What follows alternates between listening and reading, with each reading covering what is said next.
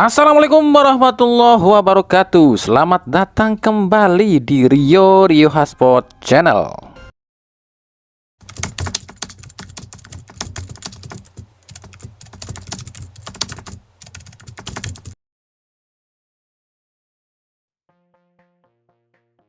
Haha, ada yang panik guys. Si mulut besar ternyata lagi panik. Ternyata dia ngumpet di bawah ketiak ketumnya. Lah, yang kemarin bilang Clifford dan jajaran asistennya ini staf pelatih terbaik siapa ya? Yang kemarin ngompor-ngomporin ketum buat pecat Sintayong siapa ya? Kan situ. Sekarang giliran di counter attack sama netizen dia malah ngumpet sambil nulis dengan embel-embel. Kalau Pak Erik nggak jadi ketum, percayalah sepak bola kita kembali ke zaman kegelapan. Ya kami tahu dan kami nggak nyenggol Erick Thohir. Yang kami ingin senggol itu bukan ketumnya, tapi kroco-kroco di sekitarnya yang nggak becus gawe, tapi becusnya cuma ngompor-ngomporin ketumnya.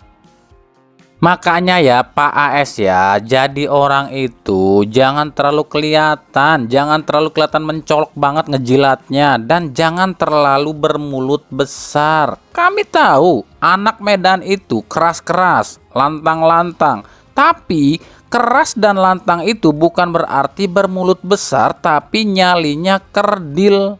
Coba kalau dulu situ nggak bilang kayak gini nih, "Hei STY, kamu jangan lupa, kamu bisa begini karena Pak Erik yang terus kasih pemain baru tiap laga." Seolah-olah cuma pemain baru hasil timnas Indonesia. Ya kalau kamu nggak suka sama STY, bilang aja terus terang, "Saya nggak suka STY." Itu baru gentle. Jangan kayak Towel, gila ditanya, "Kenapa Anda tak suka Sintayong?" "Saya nggak berlangsung suka Sintayong, kok lihat belintat-pelintut." Nah inilah dua orang bermulut besar seperti ini. Kenapa di mata Anda Sintayong itu salah, terus kayak nggak ada prestasinya?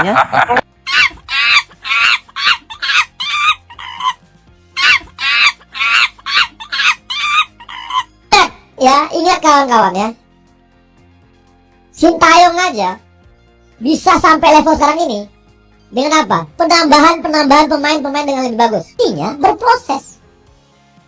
Sekeren apapun cara mainnya Sintayong, kalau kualitas pemainnya nggak seperti sekarang, belum tentu. Anda orang Indonesia, bukan ante-ante asing. Ya, tolong jangan lagi coba-cobalah. Ini bangsa kita merah putih. Apa Anda bangsa lain? Anda pecinta timnas atau pecinta siapa? Tolong hentikan usaha Anda menghancurkan merah putih. Ya orang-orang kayak gini nih yang rusak pemandangan aja. Ketumnya sih udah oke ya, tapi di sekitarnya ini yang not oke. Bapuk di sekitarnya ini.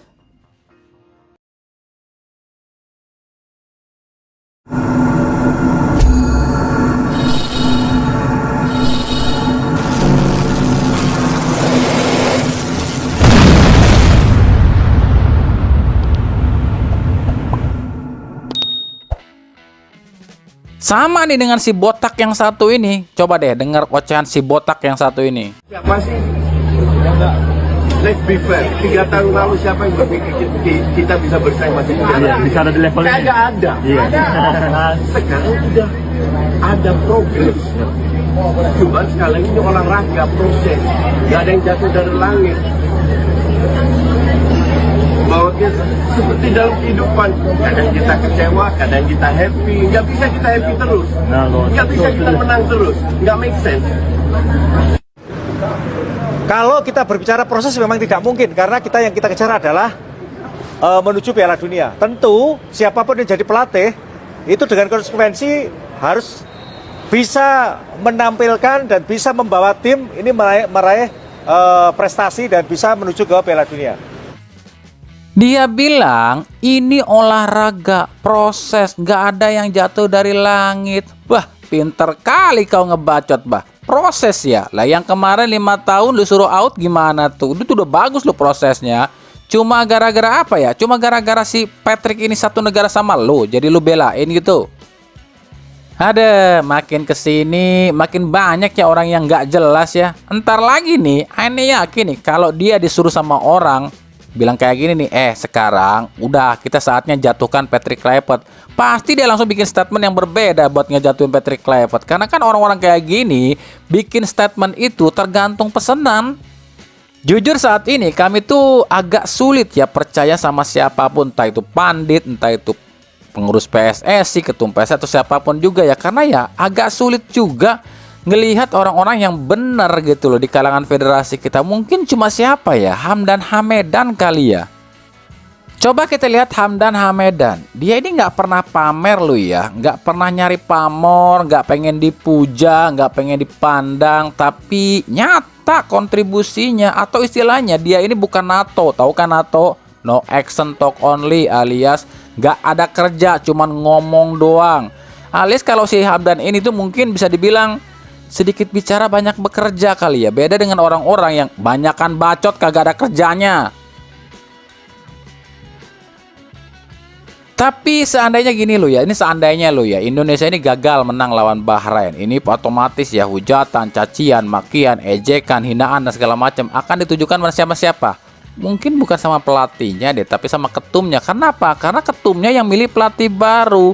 Apalagi kalau sampai Indonesia nggak lolos Piala Dunia atau nggak lolos round 3, ini ujung-ujungnya bisa demo nih, dan ketumnya bisa disuruh mundur nih, bisa digusur di ketumnya. Dan ini udah sesuai dengan apa yang kami prediksi. Ini udah keempat kali ya yang sesuai dengan prediksi kami. Masih inget dong apa yang pernah kami prediksi? Jadi dulu buat yang lupa ya, atau mungkin yang baru mampir ke channel ini, dulu kami pernah bikin video seperti ini. Jadi orang-orang yang di balik layar ini memang mengatur rantainya seperti ini. Yang pertama, Sintayong digonjang-ganjing. Yang kedua, Sintayong dipecat. Itu udah terbukti ya. Lalu PSSI cari pelatih baru, itu pun udah kejadian.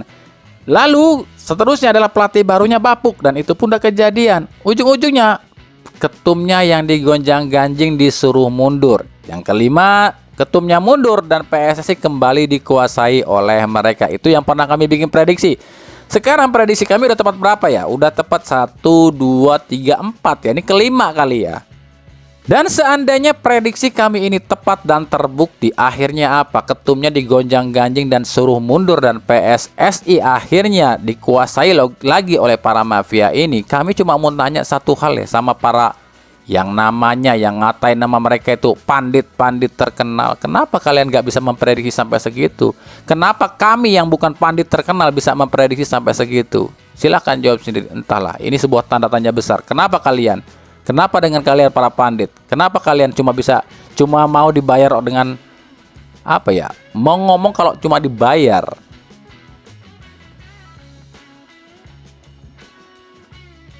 Inilah postingan di Instagramnya FA-nya Bahrain alias Federasi Sepak Bolanya Bahrain. Usai timnasnya tiba di Jakarta. Di postingan pertama mereka masih curiga nih. Waduh, jangan-jangan ada apa nih, diserang nih kita nih. Di postingan kedua, lah kok nggak ada yang nyerang ya? Akhirnya mereka apa? Manas-manasin. Kita di sini nih, ayo serang kita nih. Tapi ketika mereka tahu kenyataannya berbeda dengan yang dipikirkan, akhirnya Federasi Bahrain pun malah ngucapin terima kasih sama Indonesia. Kata mereka, makasih ya, timnas kita udah disambut dengan baik di Indonesia dan juga difasilitasi dengan fasilitas yang luar biasa. Nah tuh, baca sendiri ucapan dari atau tulisan dari FA-nya Bahrain. Ada, baru tahu ya kalau negara kami ini negara yang baik dan negara yang sopan. Kami ini bukan negara onta ya, negara onta yang nggak hormat sama tamu. Ada, seujun aja lo sama kita. Kita mah negara baik, asal kagak dicolek. Ente mah belum tahu aja. Sekarang ente boleh seneng, ntar di stadion lain urusannya.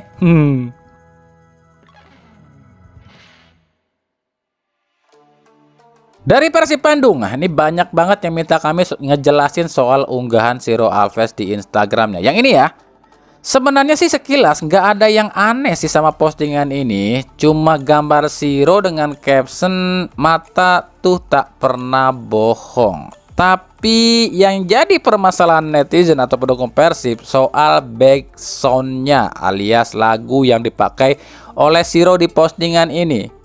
Ini banyak yang tanya nih, kenapa Ciro pakai lagunya Adele yang isinya bertemakan perpisahan? Ada apa ini Bang sama Ciro? Sebenarnya kami nggak perlu ngejelasin ya, sebab Kami udah pernah ngebahas ini lo ya, kalau 8 pemain asing Persib musim ini kemungkinan akan hengkang semuanya, meskipun itu baru sebatas rencana. Dan kami pun sudah pernah katakan Persib musim depan akan ada perombakan besar-besaran. Dan kabar yang kami dapat dari Hodak pun kabarnya sudah mengantongin 8 pemain asing baru untuk musim depan. Jadi kalau kalian tanya soal ini ke kami, ada apa bang dengan unggahan Siro? Ya kami jawab, ya tunggu aja lah. Soalnya kami udah ngejelasin secara panjang lebar tuh berkali-kali di video kami. By the way, buat yang tanya, apa ada bang pemain Persib yang kena denda usai liburan? Kan kemarin itu ada sanksi dari Hodak, katanya kalau ada yang berat badannya nambah 1 kilo akan dihukum atau didenda $2.000 atau 32 juta. Jawaban kami ya, kalau kami lihat sih ya nggak ada sih, sebab ya bukan waktu yang sekarang loh denda ini. Denda itu bukan sekarang loh ya, bukan kemarin libur sekarang latihan lagi terus dendanya akan berlaku, bukan itu. Tapi yang dibilang Hodak itu, denda itu akan berlaku ketika nanti pemain Persib diliburkan libur lebaran. Jadi ketika pemain Persib kembali usai libur lebaran ada yang berat badannya naik 1 kilo atau lebih, itu baru didenda. Bukan masalah libur kemarin yang 10 hari, bukan, tapi nanti libur lebaran. Oke, kemarin kan Persib sudah mulai latihan lagi nih. Di bulan puasa latihan lagi, meskipun ya liga masih lama ya, sekitar 2 mingguan lagi, tapi mereka udah latihan ya, ngegeber latihan. Kami sih nggak terlalu fokus sama latihan Persibnya ya, tapi yang kami fokus adalah soal rumput GBLA yang blencang-blencong loh ya. Ya inilah realita kehidupan di Indonesia. Di Indonesia itu orang kerja kebanyakannya kudu dimandorin aja. Apa-apa itu kudu pakai duit aja. Kami yakin sih ini yang ada di pikirannya orang-orang yang ngurusin GBLA pasti gini mikirnya. Alah, nggak ada latihan, nggak ada orang Persib kesini, nggak ada pemain Persib kesini, nggak ada yang ngasih rokok sama kita. Ya udah ngapain juga diurus lapangannya, gitu kan?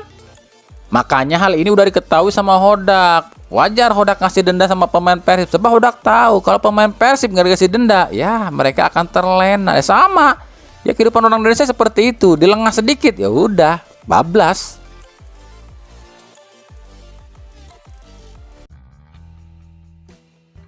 Dari Persebaya, akun Persebaya tiba-tiba membantah kalau katanya soal rumor mendekati atau akan mendatangkan Sintayong. Hal ini disampaikan akun Persebaya di balasan sebuah komentar di Instagram ya. Di sini akun Persebaya bilang saat ini Persebaya hanya fokus menyelesaikan 7 laga sisa dan urusan rekrut pemain atau pelatih itu nggak semudah yang terlihat katanya. Buat kami ini aneh loh ya. Kenapa aneh? Akun-akun sebuah klub itu, klub manapun loh ya, termasuk Persebaya, itu biasanya nggak pernah melakukan klarifikasi, nggak pernah bermasalah kalau ada yang bikin rumor soal siapapun. Mau itu pemain kek, mau itu ke pelatih kek. Oh pelatih anu dirumorkan ke klub anu, pemain anu dirumorkan ke klub anu. Itu biasanya klub-klub itu nggak pernah ngajukan komplain atau klarifikasi soal ini. Kenapa demikian? Sebab mereka tahu ini tuh cuma rumor sepak bola. Di sepak bola tuh rumor tuh hal yang biasa. Tapi kenapa ketika urusannya membawa nama Sintayong seolah semua pihak itu protektif loh ya, seolah semuanya tuh nggak mau disalahkan, nggak mau terlibat dengan yang namanya Sintayong. Ada apa? Apakah ada intimidasi dari pihak-pihak tertentu? Awas lo, kalau lo sampai rekrut Sintayong, gua bikin susah klub lo. Sintayong itu harus dilenyapkan dari Indonesia. Apakah ada intimidasi seperti itu? Kan seolah-olah ada intimidasi seperti itu. Seolah-olah emang ada yang sengaja bikin Sintayong ini nggak eksis lagi di Indonesia. Tapi pertanyaannya, siapa yang mengintimidasi? Apakah federasi?